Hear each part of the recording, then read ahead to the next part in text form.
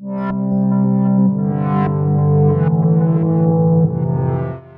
sejam muito bem-vindos ao meu canal Tatiana Sampaio, onde nós estamos aqui nessa playlist, nessa jornada pela Divina Comédia. Nós que já estamos então no segundo livro, ou seja, a segunda parte da Divina Comédia, da Divina Comédia, que tem por título, por nome Purgatório. Nós que aqui estamos então no quarto vídeo, mais no terceiro canto. E a gente está subindo então, começando a conhecer ali, adentrar ali a base da montanha. Conhecendo ali então já alguns personagens interessantes. Já encontramos o Corcella e hoje a gente vai encontrar um outro conhecido de Dante aqui, que é bem interessante, referente a um outro nível, a uma outra parte de almas que estão aqui na base da montanha. Se você está gostando, curta, comenta, compartilha, para dizer, né, dizendo assim para a plataforma que os meus vídeos são relevantes, são interessantes, são importantes, e ela possa então indicar para mais pessoas que têm interesse nesse tema, ok? Nós estávamos então no segundo canto, e no segundo canto eles estavam ali na margem, na base da montanha. E chegou, então, uma embarcação, né, cheia de almas destinadas ao purgatório, conduzidas, então, essa embarcação conduzida por um anjo, né? E dentro dessa embarcação chegou um amigo de Dante, muito amado, que é o Corcella. Então, as almas ali se reuniram ao redor de Dante, porque perceberam que ele não era alma, mas ele era um ser vivente. E, então, ele encontra esse amigo, e esse amigo ali, ele tenta explicar o porquê que ele tá ali e tudo mais, e por que ele demorou tanto para chegar, como a gente já falou. E ele começa a cantar uma canção, e as almas começam ali a cantar em volta daquele amigo, escutar aquela canção, e ficam muito felizes, muito alegres com aquela canção, que até esquecem de todo o contexto que eles estão ali, né? Então chega o velho Catão, né, que é ali digamos assim, um responsável ali daquela área, né, aquele que se matou em nome da liberdade, e extravia as almas, né, ou almas preguiçosas, né, que desleixo, vocês aqui perdendo tempo, em vez de seguir o rumo, né, e o caminho que vocês devem seguir e tudo mais, dá uma chamada de atenção em todo mundo, e as almas saem correndo em disparada, como se não soubessem, né, como quem não sabe para onde, só correndo desesperadamente ali para a base da montanha. E então Dante e Virgílio a mesma coisa, seguindo, né? Então aí a gente começa então o terceiro canto. Como sempre, eu vou trazer aqui toda a chave de leitura, simbolismo, significado, contextualização, né? E alguns dados interessantes que vão fazer vocês entenderem melhor sobre o canto, né? E assim aproveitar, beber melhor da obra. Então, a introdução do canto diz assim, canto 3. O cachorro tá latindo aqui, gente. Hoje o dia tá sendo, assim, bem difícil, sabe? Mas Deus vai nos dar a vitória. Ai, Jesus, hoje tudo aconteceu e mais um pouco.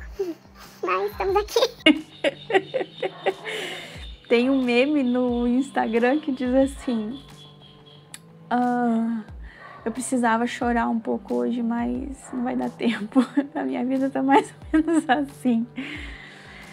Canto 3. Os dois poetas se aprestam a subir o monte. Enquanto estão procurando o lugar onde a subida seja mais fácil, vem um grupo de almas que lhes vem ao encontro. Perguntam a elas onde seja a subida. Uma das almas se dá a conhecer a Dante, a Manfredo, rei de Nápoles e da Sicília. Ele narra como morreu pedindo a Deus na hora extrema. Estão juntas com ele as almas dos que foram inimigos da Santa Igreja. E assim começa o canto. Então aqui tem mais um personagem super interessante que vale a pena então a gente adentrar e aprofundar, né? Tirando valiosas lições de tudo isso que Dante está querendo expressar aqui nesse canto. Então aqui o canto 3 é o antepurgatório, o primeiro terraço. Almas dos excomungados, espírito de Manfredo. Então eles vão seguindo e eles vão percebendo, conforme as almas saíram correndo, né? Disparada lá para subir a montanha, para a subida da montanha, conforme ali a ordem de Catão. e Dante tá assim também junto com Virgílio. Eles estão indo e Dante vê que olha pro chão e vê que só tem uma sombra, né? Que é a sombra dele. Aí ele, com medo de estar sozinho, né? Ele olha pro lado e vê que Dante ainda está ali. E Dante olha pro lado e vê que Virgílio ainda está ali. Só que ele é uma alma, então a luz do sol passa por Virgílio, por isso que ele não tem sombra. Dante não, Dante tem o corpo, ele está em corpo material, ele tem ali o corpo então que bloqueia a luz do sol, então ele tem a sombra. Ele olha para o lado e sente medo de estar sozinho, porque ele olha então realmente para o tamanho da montanha. Uma montanha muito grande, muito íngreme, muito difícil de se subir. Não é fácil a subida pela montanha. Então eles pegam e olham ali ao redor e vem um grupo de almas que vem se aproximando, só que muito lentamente, muito vagarosamente. Cada gesto que eles fazem, a forma como eles andam em direção à montanha é muito lento, muito devagar. Nesse sentido desse sustinho de estar sozinho, não, Virgílio chama a atenção de Dante, porque está desconfiado, com medo de estar sozinho, não perca fé. Aí ele explica, não tem a sombra, não estás vendo a minha sombra porque o meu corpo está enterrado lá em Nápoles. Então ele fala a localização que está realmente enterrado o corpo de Virgílio, né? Esse grande poeta que viveu realmente, né? Que foi sepultado em Nápoles em 19 a.C. Ele fala, não se assuste, não tenha medo. Né, não desconfie, não tenha medo dos mistérios de Deus. Então eles veem aqui a dificuldade de subir aquela montanha, o tamanho daquela montanha, eles tentam ver qual que é o lado melhor para tentar essa subida, já que é muito difícil. Então eles reconhecem esse grupo de almas que estão ali do lado, andando, se movimentando vagarosamente, lentamente. E então Dante pergunta, mestre, será que elas não podem nos ajudar? Então eles chamam, né, a atenção delas, e elas vêm chegando, mas eles são muito devagar. Então Virgílio aconselha a Dante para que eles vão até as almas, então eles que conseguem andar mais rápido.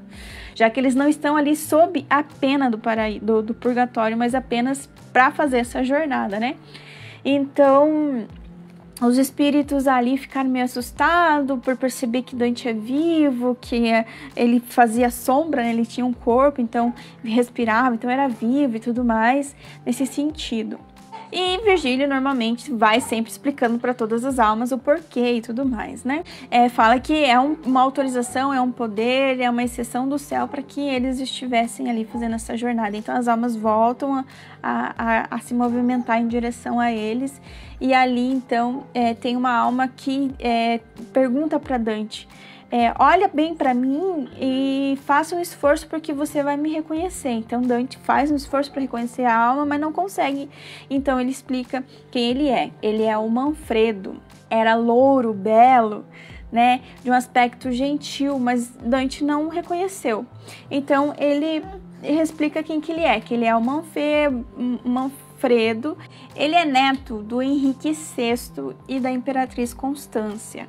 Ele assumiu, né, o reinado da Sicília depois que seu pai morreu. Só que foi afastado do poder por causa do seu irmão Conrado. Então, depois da morte do seu irmão, ele voltou ao poder, mas ele foi excomungado pelo Papa Clemente IV, que indicou então Carlos de Anjou no lugar dele, onde ele perdeu a batalha de Benevento. Onde ele foi morto por 2 golpes no peito do lado da ponte. Quer dizer, depois de uma busca de 3 dias pelo corpo do Manfredo falecido, ele foi encontrado e Carlos deixou que ele fosse enterrado, né? Naquela época, muitas vezes, as pessoas que eram excomungadas, exiladas, não tinham direito nem o direito de sepultura, digamos assim, né? Eram indignos disso, né? E às vezes tinha até um determinado lugar para ser sepultado nesse sentido. Mas Carlos, então, de Anjou, autorizou, então, que ele fosse sepultado. E ele foi sepultado pelos soldados debaixo das pedras, ali perto daquela ponte mesmo, onde ele foi morto. Mas depois o bispo de Consenza mandou desenterrar o corpo de Manfredo pela ordem do Papa, e ele foi jogado à margem do Rio Verde. fora dos territórios da igreja, no caso, né? Então aqui a base, esse primeiro terraço que a gente encontra essas almas muito vagarosas, muito lentamente andando, é destinado às pessoas que foram excomungadas pela igreja por serem considerados inimigos da igreja, hereges. Né? Então, esse Manfredo é considerado inimigo da igreja, herege, por isso ele foi excomungado e por isso que ele está aqui.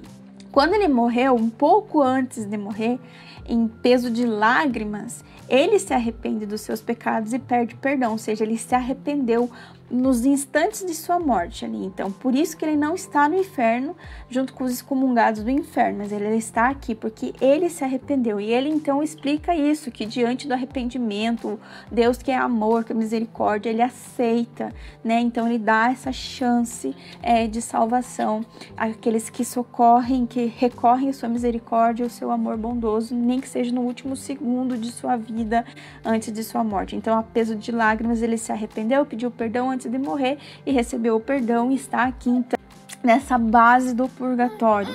Ele pede para Dante avisar, quando ele voltar à sua vida normal, avisar a Constança, que é a sua filha, o destino que ele teve, para que ela lembre dele sempre nas suas orações, porque as orações de nós vivos ajudam muito na evolução do tempo e da pena que eles sofrem lá no purgatório. Os excomungados aqui tem a pena, então, devagar por essa praia, muito devagar, muito vagarosamente, lentamente, por 30 vezes o tempo que eles viveram na sua presunção, que nem diz Manfredo, né? No seu pecado, na sua vida mortal, digamos assim. Esse 30 vezes o tempo da sua vida onde negaram a igreja, né? Nesse sentido. E chegaram, né, as almas que estão aqui chegaram ao purgatório porque realmente se arrependeram no último instante, no 49 do segundo tempo, antes de morrerem. Antes da entrada dos círculos, ou seja, antes da subida propriamente dita da montanha, existem alguns níveis onde Dante vai encontrar algumas almas e eles não estão ainda no purgatório. Isso já faz parte da penitência, da pena que eles têm que sofrer, né, nesse sentido. Então eles estão tipo numa parte antepurgatório, e à medida que eles vão avançando conforme a permissão de Deus e tudo mais, é que daí eles têm acesso à passagem, ao começo da subida, realmente a adentrar, né, a possibilidade e a capacidade de adentrar literalmente no purgatório. Os que estão aqui pedem então as orações dos vivos, assim como eles também rezam pelos vivos para que eles não tenham o mesmo destino. Assim diminui o tempo de espera e eles conseguem subir, evoluir, adentrar o purgatório e também subir e evoluir os níveis da subida da montanha de forma mais rápida. Manfredo explica referente a isso, a localização do corpo dele, que ele foi enterrado, que ele foi desenterrado, que foi jogado à margem do Rio Verde, que os seus ossos, então, né, tiveram um outro destino por causa da margem do rio, etc. Né? Pelo Rio Verde, onde ele os trasladou com velas apagadas, tem uma parte que diz, né, não há maldição que não possa ser anulada pelo eterno amor, enquanto ainda restar um fio de esperança. Mas quem morre tendo negado a Santa Igreja e só no fim se arrepende, tem que aguardar nesta encosta 30 vezes o tempo que passou na sua presunção. Existia na época também o costume de que as pessoas que morriam e eram sepultadas, mas que foram excomungadas pela igreja, eles eram conduzidos, né, com as velas apagadas e de ponta cabeça.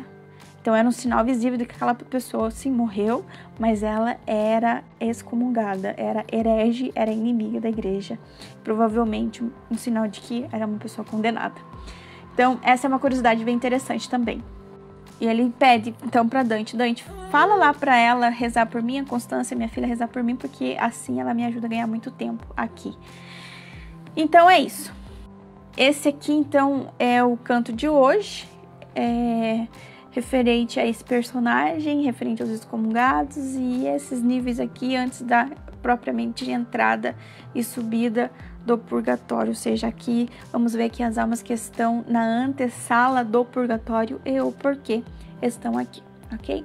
Então é isso, eu fico por aqui. Se você gostou desse vídeo, curta, comenta, compartilha e espero você no próximo canto. Deus abençoe você e até mais. Tchau!